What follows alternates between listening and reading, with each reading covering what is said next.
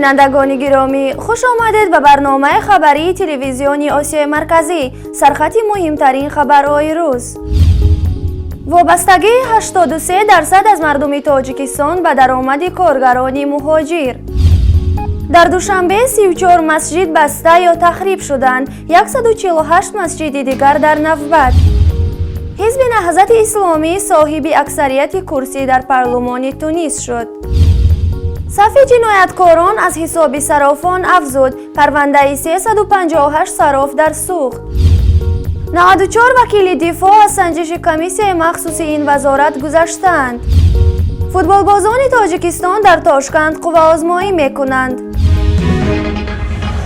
بیش از 83% از جمعیت 8.5 میلیونی این کشور از محل درآمد کارگران مهاجرین جمهوری در خارج و به ویژه در روسیه زندگی می‌گذرانند. در این گزارش تاکید شده است که این دسته از خانواده‌های تاجیکستانی به محض دریافت مبلغ‌های ارسالی بستگانشان در روسیه این منابع مالی را برای خرید احتیاجات زندگی از جمله مواد غذایی هزینه می‌کنند. کاهش درآمدهای ارسالی کارگران مهاجری تاجیک از روسیه در سال گذشته موجب سقوط ارزش سامانی، رکود بازارهای داخلی و تضعیف قابلیت خرید خانواده‌ها شده است. با گزارش بانک ملی تاجیکستان در سال 2015 درآمدهای ارسالی کارگران مهاجر این کشور از روسیه در قیاس با سال قبل از آن بیش از 33% کاهش یافته است. بر این اساس اگر این افراد در سال 2014 از روسیه به تاجیکستان بیش از 4 میلیارد دلار ارسال کرده باشند، این شاخص در سال 2015 به 2 میلیارد و 6 میلیون دلار رسیده است. موافق قرار رئیس شهر دوشنبه تا امروز در دوشنبه 34 مسجد به اداره ناظران منطقوی میلیسا، امنیت و ساختار خاموشکنی مبادل گشتند و یا خراب کرده شده. مسئله 148 مسجد دیگر در بررسی دادگاه قرار داشته است. در این باره اشوربک رسولов، معاون اول شهرداری دوشنبه، در نشست مطبوعاتیش صحبت کرده است. او از مساجد نام نبرده است و آنها را جایهای جمعیتی نامیده است. اما چگونه که بینندگان آگاهند، هیچ جای جمعیتی در تاجیکستان جز مسجدها تخریب یا بسته نشده‌اند. رسولov گفته است در نظر از جایهای جمعیتی انیق‌تر از مسجدهای باقی مانده و میدانهای ورزشی، مکانی فرهنگی، کارخانه‌ها و دیگر مؤسسه‌های شهری تبدیل داده شوند. با نظرداشت طبی حکومتداران تاجیک بعید نیست که مکانی فرهنگی که ایشان در نظر دارند شاید دیسک کلوب‌ها باشند. قبلا رئیس شهر دوشنبه محمد سعید عبیداللهیف سفارش داده بود مساجدی که غیر قانونی فعالیت می‌کنند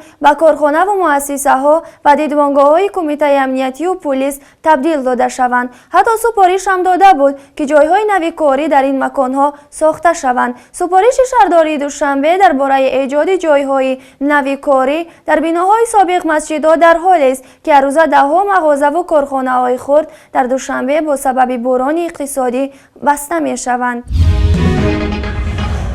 حزب نهضت اسلامی تونس صاحب اکثریت کرسی در مجلس این کشور شد. با گزارش خبرگزاری فرانسه، فوزیه بنفیزا، معاون رئیس مجلس تونس اعلام کرد 22 نفر از نمایندگان مجلس که اعضای حزب ندای تونس بودند به دلیل اختلافات داخلی از این حزب جدا شدند و حزب نو با نام الحره تشکیل دادند. حزب ندای تونس را الباجی قائد السیسی رئیس جمهوری تونس تأسیس کرد و پیش از این نیز در پی جدایی السیسی از این حزب تضعیف شده بود. السیسی پس از رسیدن به مقام ریاست جمهوری در دکامبر 2014 مطابق قانون اساسی حق عضو یگان حزب بودن نداشت و بنابر از حزب ندای تونس جدا شد. با جدا شدن این 22 نماینده از حزب ندای تونس، شمار نمایندگان این حزب در مجلس تونس به 64 نفر کاهش یافت. در حالی که حزب نهضت اسلامی 69 کرسی دارد، تجربه های جهانی نشان داده ایستادند که احزاب سیاسی معتدل اسلامی بیش از پیش و روز از روز پرزورتر شده،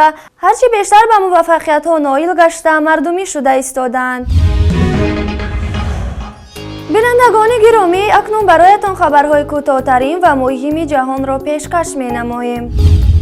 در سال 2015 شماری مهاجران در شهر سنت پترزبورگ روسیه 500,000 نفر کاهش یافته است. ایلنا دونایوا رهبر اداره شهری خدمات فدرالی مهاجرتی روسیه روز 27 ینور به خبرنگاران گفت در سال گذشته مقامات فدرالی مهاجرت در پترزبورگ 1.7 میلیون مهاجر خارجی را ثبت نام کردند که نظر به سال 2014 حدود 340,000 یا 16% کمتر است.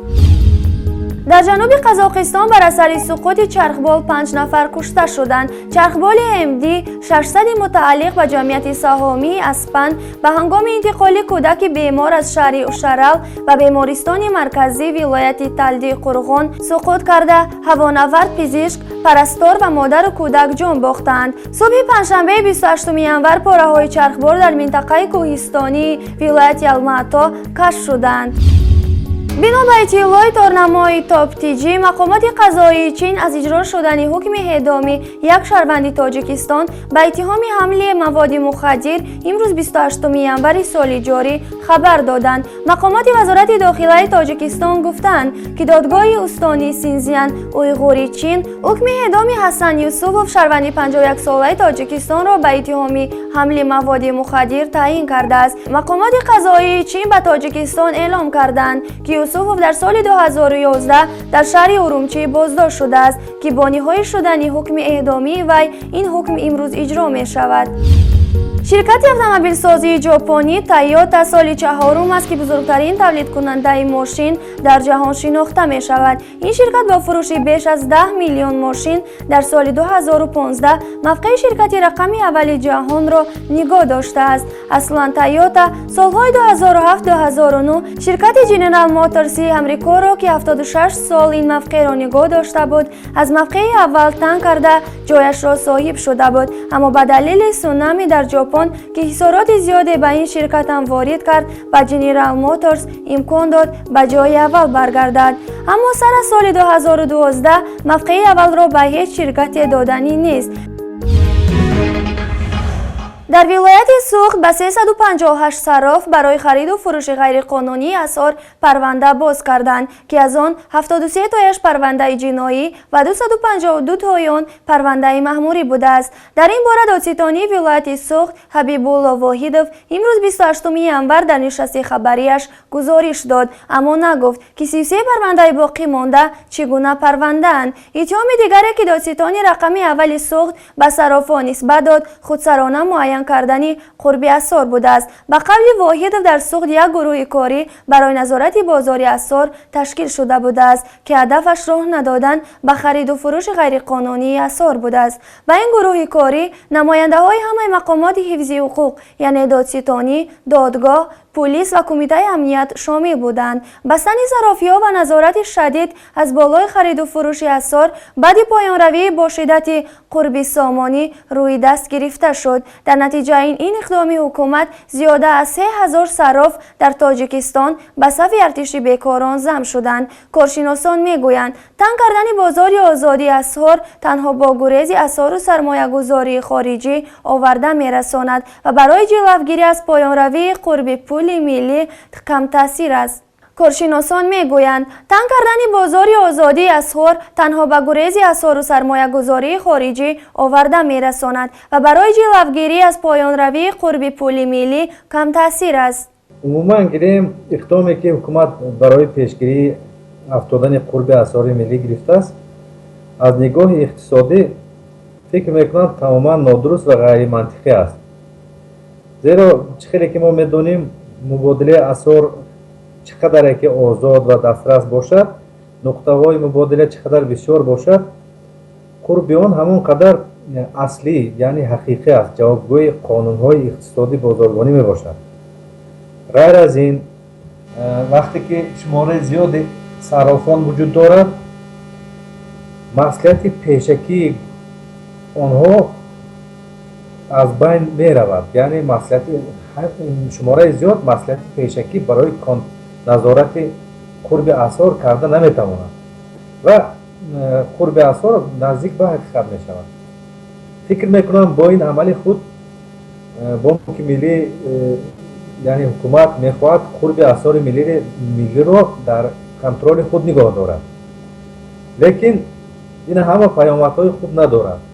яке аз ин паёмадҳо аллакай мисол зоҳир шуд ин пайдошавии бозори сиёҳи саррофӣ аст ки дар он қурби асъор аз қурби бонкӣ фарқияти калон дорад ва боиси фоидаи муфт овардани чанд нафар мешавад. дуюм масъалае ки инҷо пайдо мешавад, ин паёмади дигаре ки пайдо мешавад, ин тарафи иҷтимоии он мебошад, иҷтимоии сиёсии он. яъне хеле ки фаҳмидем бошшавии чанд парвандаҳои ҷиноӣ бош шудааст, бошшавии шумораи зиёди парвандаҳои ҷиноӣ хеле паёмадҳои хуб надорад. агар мантиқан нигоҳ кунем, онҳо яъне саррофон ки ба нисбати онҳо парванда бош шудааст, ҳеҷ ҷинояти вазние содир накардаанд, касеро ғорат накарданд, дуздӣ ё қаллобӣ накарданд. агар натиҷаи ин парвандаҳо маҳрум сохтан аз озодӣ ё ҷаримаҳои калон шавад, ин ҳама норозигии мардумро аз ҳукумат боз ҳам зиёдтар мекунад. ва сеюм чизе ки сеюм паёмаде ки ин иқдом дорад, ин он мебошад ки хеле ки аз вао фаҳмидем зиёда 3000 нафар ба сафи бехорон дохил мешавад. 3000 нафар саррофон бекор мемонанд. ин аз ҷиҳати иқтисодӣ хеле бад аст. агар аз ҷиҳати иқтисодӣ нигоҳ кунем, барои ҷои корӣ, барои як дона ҷои корӣ сохтан камаш дар шароити Тоҷикистон аз 3 то 5000 доллари амрикоӣ маблағгузорӣ бояд кард. яъне барои 3000 ҷои корӣ, 3000 нафаре ки беҷои корӣ монданд, аз 9 то 15 миллион доллар лозим аст. инҷо гуфтам мумкин аст ки бо ин амали худ Бонки миллӣ аз иқтисодиёти Тоҷикистон ҳамин қадар маблағро нобуд кард, аз 9 то 15 миллион доллар.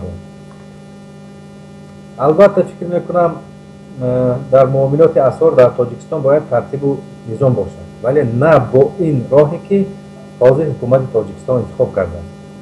дар замоне ки буҳрони иқтисодии Тоҷикистонро фаро гирифтааст, дар ҳоле ки қисми зиёди муҳоҷирони мо аз Русия баргашта истоданд, дар ҳоле ки дар худи бозори дохилӣ низ сатҳи беҳкорӣ хеле зиёд шуда истодааст, ҳукумат набояд ин корро мекард. ҳукумат бояд чунин шароит муҳайё кунад ки дар шароити ҳозира, дар буҳрони ҳозира чунин шароит муҳайё кунад ки худи мардум ҷои корӣ бисозанд, соҳибкорон ҳаматарафа дастгирӣ ва ҳавасманд шаванд. лекин дар асл мо мебинем ки фишор боз сахттар мешавад ба соҳибкорон ва мардум фақат зиёд шуда истодааст. ин ҳама албатта паёмадҳои хуб надорад. бино ба иттилои Вазорати адлияи Тоҷикистон, то имрӯз 94 вакили дифоъ аз санҷиши комиссияи махсуси ин вазорат гузаштанд. Рустами Шоҳумурод, вазири адлияи Тоҷикистон, рӯзи 28 январ зимни нишасти хабарии ниҳодии зертобеаш гуфт ки то ба ҳол аз тамоми қаламрави ҷумҳурӣ 94 вакили дифоъ аз санҷиши комиссияи махсуси ин ниҳод гузашта ба таври расмӣ мақоми адвокатиро касб карданд. ин комиссия аввали моҳи декабри соли 2015 дар назди Вазорати адлия ташкил шуда буд. аъзои ин комиссияи махсус аз ҳисоби кормандони Вазорати адлия, Донишгоҳи миллӣ ва Иттиҳоди адвокатҳои Тоҷикистон иборат будааст. масъулони Вазорати адлия қаблан гуфта буданд ки вакилони мудофиъ дар тӯли 5 сол як бор аз санҷиш мегузаранд ки тартиби баргузориашро худи адвокатҳо муайян хоҳад кард. ба гуфтаи онҳо ин тағйирот ба хотири ҷалби бештари мутахассисон ба фаъолияти адвокатӣ, аз байн бурдани ҳолатҳои ришватхорӣ, таъқими фаъолияти адвокатӣ ва ба ин васила таъмини адолати додгоҳӣ дар тамоми марҳилаҳо ҳангоми тафтишот ва мурофиаи судӣ мебошад. албатта агар дар бораи худи қонун гап занем, қонуни нав, онҷо ташкилотҳои адвокатиҳо бисёр хатогиҳои, бисёр камбудиҳои муайян кардагиянд дар масъалаи критерияи ки адвокат шуда метавонад ё на. барамин агар худи санҷиш гап занем, ман фикри шахсии худам ин санҷиши бисёр не, вале хуб мебошад, чунки чӣ хеле кӯем як адвокатҳои босавод метавонанд гузаранд. вале аз сабаби он ки дар тамоми тоҷикистон ҳамагӣ 94 нафар гузаштанд, ин аз он шаҳодат медиҳад ки ҳоло мо худамон низ тайёр нестем барои аз ин санҷиш гузарем. аз як ҷиҳати хубаш он ки адвокатҳо боқувваттар мешаванд, аз ҷиҳати манфиаш бошад он аст ки шумораи адвокатҳо хеле кам ҳастанд. бинобар он шояд мақсаднок мебошад ки агар ин санҷишҳоро каме осонтарш кунад. دستای منتخب فوتبالبازان تاجیکستان آمادگی اولی خود را به بازی‌های نهایی جام آسیا که ماه فوریه در ازبکستان برپا می‌شود به اتمام رساند. سرمربی دسته حسین شادیف 17 بازیگر را از نظر گذرانید و هم 14 نفر آنها به بازی‌های نهایی جام آسیا که از 10 تا 23 فوریه در ازبکستان برگزار می‌شوند سفر می‌کنند. به این هیئت دروازه‌بان و 11 بازیگر شامل شدند. نظر بازی‌های انتخابی در هیئت دسته دیگرگونی‌ها به وجود آمدند. شیرزاد جمعیف، آرز علیزاده، فردوس توسماتف و امیدجان میرزا رحیموف که در بازی‌های انتخابی در هیئت دسته بازی می‌کردند در مرحله نهایی اشتراک می‌کردند. امیدجان میرزا رحیموف با سبب آسیب داشتنش امکانی شرکت در مسابقه قرار ندارد. پیش از آغاز مسابقه در نظر است اعضای دسته فوتزال کشورمان با تیم منتخب ازبکستان دو بازی تجربوی برپا کنند. مورد به ذکر است که فوتبالبازان ما در گروه 3 با دسته‌های منتخب تایلند، ویتنام و تایبی چین با هم رقابت می‌نمایند. بینندگان گرامی، این بود چند خبرهای مهم روز که برایتان پیشکش نمودیم. سعادتمند و پیروز باشید. خدا حافظ.